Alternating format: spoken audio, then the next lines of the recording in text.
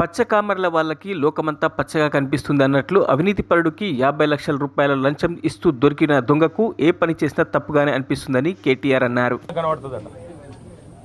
అట్లాగే అవినీతి పరులకి, అడ్డమైన పనులు చేసే అలవాటు ఉన్న వాళ్ళకి 50 లక్షల రూపాయలతో దొరికిన దొంగలకి, పొలిటికల్ బ్రోకర్లకి ప్రతి పనిలోనూ అవినీతి, ప్రతి కార్యక్రమంలో కూడా ఎంతో కొంత చేతులు మారింటుందనే ఒక మూర్ఖపు, తెలివి తక్కువ ఆలోచన వాళ్ళకు ఉంటుంది. ఇక స్వతహాగానే అది అంటారు కదా, పుర్రెలో పుట్టింది కదా ఎక్కడ పోదు అంటారు కదా, అట్లనే ఇక వారికి పుట్టుకతో వచ్చిన బుద్ధి అది. మనం చేయగలిగింది ఏమీ లేదు.